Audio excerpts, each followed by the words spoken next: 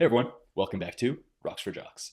My name is Alex, and yeah, I'm going to walk you through this paper that I published a couple of years ago from my research in graduate school. Talk a little bit about the purpose of it and some details, some things that I learned, some things that went well and poorly. So I finished graduate school in the summer of 2021. By the time I got this paper published, it was November 2023. Let's see, this paper, I'll try and zoom in a little bit. It's kind of normal timeline, maybe a little bit longer than it takes most people.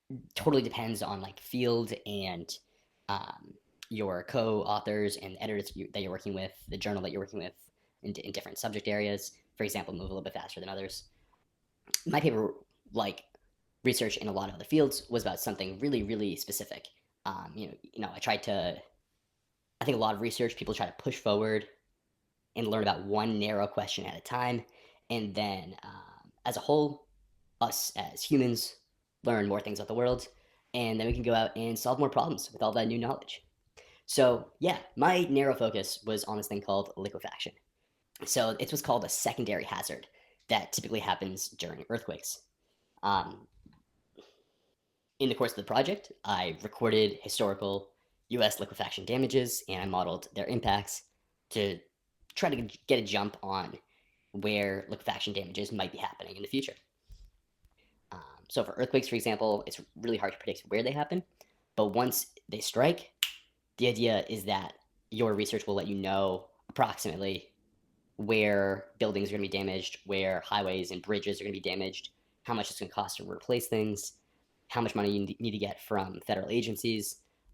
I kind of started all of this work by looking at things that other people have done, and I'm definitely going to talk about those in the future. But the core of my project itself was kind of gathering data on a bunch of liquefaction damages that had happened in the U.S. in the 50 something years prior to when I started working on this, and tracking all of them, associating them with what kind of earthquake shaking and liquefaction actually happened in the time period, and then saying, okay, now that we have these relationships between how much liquefaction happens versus how much damage you get, we can apply that in the future earthquake where we see, okay, X amount of liquefaction expected, so Y amount of liquefaction damage is possible. So I've said the word liquefaction a bunch of times already. What is it? Liquefaction is basically when an area of soil temporarily goes from a solid into a liquid. It happens almost exclusively when earthquake shaking waves hit an area of loose, sandy soil with a lot of water or air in between the grains. When that shaking wave from an earthquake hits a block of loose, sandy soil filled with water, those soil grains can temporarily suspend themselves in the water itself. So the picture that I have from Encyclopedia Britannica is down here.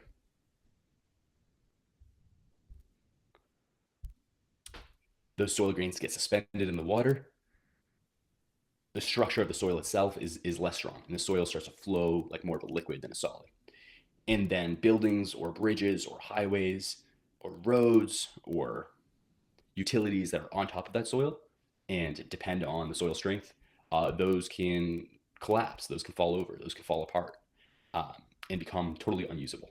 So further down here in the Substack article, I wrote I have some examples from the 1989 Loma Prieta earthquake in San Francisco.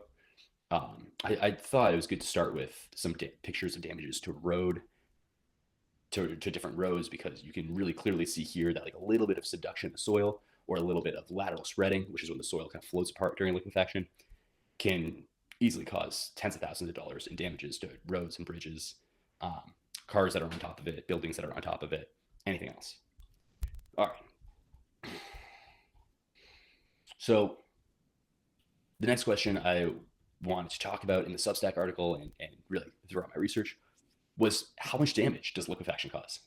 And that's kind of the question that we wanted to answer. No one knows exactly. So we wanted to figure it out and figure out ways to estimate that in future events. So for much of my first year of graduate school, I went through a lot and just read a lot about these historical earthquakes in the US to figure out where liquefaction damages happened, how big the liquefaction was, what it likely damaged. If there's liquefaction in an area and a bridge collapses, how much of that liquefaction can, how much of that road collapse can be said to be due to liquefaction. Um, Not always obvious until you are really digging into the way that people describe damage around the bridge and digging into the pictures and digging into government reports 2 years after the earthquake. Um, yeah, so we went through these. I think it was just, let's see what it says down here. 42 U.S. events we looked at in total. 11 of them were said to have had liquefaction-induced damage. Um, so during my time in doing my master's, I looked at all these events in detail with the 11 containing liquefaction damages in excruciating detail at times. But it was fun. I enjoyed it. I had a couple of undergraduates helping me out at different points. Um, and we came up with some methods to track how much damage took place um, across the slightly under 300 damage occurrences across those 11 earthquakes. Vast majority of those 300 damage occurrences were under $1 million. So that itself was good to learn. And yeah, let's keep going down here. What else do I talk about? So yeah, I went through all of those 42 earthquakes in a lot of detail. When possible, loss estimates were sometimes given directly in the literature that we looked at. So that means either government agencies 2 years later when they put out like a post reconnaissance report about the earthquake, sometimes they gave specifics over like this bridge cost $5 million to repair, or this highway costs $100,000 to repair because it was only a short stretch of highway, for example. Luckily, that's kind of a common thing for government agencies and researchers to put out about earthquakes in general. No one's ever tracked this specifically for liquefaction across a lot of events before, but earthquakes in general, we do have a sense of how much damage they cause. Um, so by comparing, by tracking and summarizing the amount of liquefaction damages that we're able to find, we can then compare them to the overall earthquake damages and see that out of the 42 major events we looked at, only 6 of them have liquefaction losses greater than 1% of the total earthquake loss. And of those 6, only one of them actually had liquefaction damages over 10% of the total earthquake losses. So what that tells us is liquefaction is, generally speaking, a really small amount of earthquake losses. Um, yeah, while that might seem obvious in hindsight, that like of course it's a small thing. It doesn't happen that in every single earthquake. So, and when it does, it doesn't happen in that many places. So it's a small amount, and that's great. But we didn't have a way to quantify that before. We couldn't, in the U.S., there just wasn't anyone who was saying exactly how much damage it caused. People just said it's a small amount.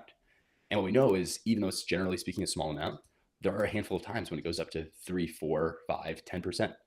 Um, so it doesn't happen that often, but when it does happen, you kind of have to pay attention to it and work that into your earthquake shaking losses. But one thing I definitely want to note before we get much further is that, at least from what we read, liquefaction was never found to hurt people. There were 0 casualties, human casualties in any of this, so that was good. The reason behind this is that because most of the time the scale of liquefaction is so small in the U.S., it rarely exceeded more than a few inches, or very occasionally 1 or 2 feet. So what that means is a few inches or a foot of soil movement is definitely enough to like damage a building, cause it to tilt, or damage a highway or damage a bridge and make it unstable. But it's rarely enough damage to like cause a total bridge collapse and hurt the people on top of it. It's rarely large enough to cause a total building collapse and hurt people inside the building. It's definitely possible, but it does not happen that often. So that was a good thing that we found. So how exactly were losses estimated? Yeah, I'm definitely getting into some more detail about this, but basically, there's a lot of times when damage occurrences had costs estimated already by city data sets or researchers' estimates or government agencies that did a reconnaissance after the earthquake was over and just put that out into the public a year or two after the earthquake. So that was about a third of the time. For most of the damage records, costs were not directly available. So we had to find a way to estimate cost damages ourselves. The most straightforward way we did that was to follow a manual that is put out by another part of the government called HASIS. technical. Yeah, it's a bunch of acronyms in here. Basically, it's a way to say, here is a type of building. Here's, if this type of building is 50% damaged, it's 10 years old, it's going to take X amount of dollars to repair it. We did that for bridges and highways and parking lots, everything else. And then I also tried to adjust those costs by this like specific city they were in, and see if like a certain city or state costs more than the average, it would be multiplied by 1.2. If it's 20% more expensive than the average in the US, if it's 20% less expensive than the average in the US, it'd be multiplied, those costs would be multiplied by 0.8, just as a couple of examples. And then lastly, we adjusted the costs for inflation so that we were getting all 2018 costs. And that was just done using the basic Bureau of Labor Statistics CPI, which is just like the basic index for inflation across the country. Yeah, and again, that's one of those things that CPI is one of those things that there's a bunch of indexes for inflation you can rely on, and people argue over which is best all the time. So you could totally go ahead and use a different index to measure inflation and ingest these costs, to get them to say slightly different numbers if you really wanted to. But this is just the methodology that we used. And yeah, I recorded that pretty clearly every time I talk about the paper. So what types of damages happened from liquefaction in our data set? We found that it was mostly transportation damages. So that's mostly bridges and highways, and those are going to be really expensive to replace. And then some expensive buildings got hit, and a lot of cheap utilities, a lot of like single pipe bursts that were in the ballpark of like $1,000 or $2,000 to replace. Yeah, so a couple of ways that I showed this in my master's thesis. I don't know if every single one of these figures made it to the final paper, but a couple ways that I wanted to show this was kind of like on the left-hand side here, we have the number of buildings that got damaged in, I believe this is a 2001 Nisqually earthquake. So we have account for buildings damages, transportation, and utilities damages. And then on the right-hand side, we have the total cost for each of those categories. As I mentioned a minute ago, utilities has a really small amount of dollar costs per the number of damages that took place. And then for buildings and transportation, those are a little bit more similar, because we can see that the size difference between these bars on the right is about the same as the size difference between the bars on the left. Maybe buildings are a little bit more expensive per damage occurrence. Another way to visualize that same data is if we look at box plots of cost per each damage occurrence. And what's notable about this is that we see a couple cases of transportation damages being really, really expensive compared to the average transportation damage, which would just be like filling in a crack in the road. And then, yeah, the last thing I want to get to down at the bottom is whether liquefaction actually hurts people. So the scale of liquefaction in the US, it's usually pretty small. Earthquakes in general here tend to be on the smaller side compared to places around the Pacific Ocean. So, we have big earthquakes in California and Seattle, but for the most part, even those are pretty rare compared to places like Japan. So earthquakes in general and liquefaction especially are really small in the US, usually on the scale of like a few inches to a few feet of movement of the soil. So it definitely has potential to hurt infrastructure just by tilting it, but a building or a bridge being tilted is not nearly as destructive as, or not nearly as, not nearly the same amount of potential to hurt people as like a bridge completely collapsing or a building completely collapsing. So even if the building has people in it, when the building tilts by 5 degrees and you would not want to use that building again, people can exit the building and be totally fine. So as far as I found, 0 fatalities caused by historical US liquefaction, at least in the studies I read spanning over 60 years. So some good news definitely came out of this study. But our goal was to estimate how much infrastructure damage happens from liquefaction. So to do that, we first need to figure out how much liquefaction was expected for those past events. Then we can see how much damage we actually saw per unit of liquefaction. And then when shaking events happen in the future, we can use that relationship to estimate how much liquefaction losses are going to happen.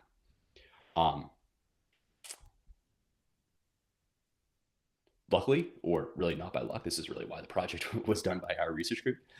There was a prior project done in our research group, really several projects that did a really good job of iterating on estimating amount of liquefaction that happened just by seeing the amount of shaking and the types of soil properties in each region. Um, yeah, I think I'm gonna give this one a pause here because it's kind of the end of the Substack article. Um, I will definitely talk more about this paper and kind of what happened in detail here. Um, yeah, thanks so much for listening. Thanks so much for watching, and I'll see you next time.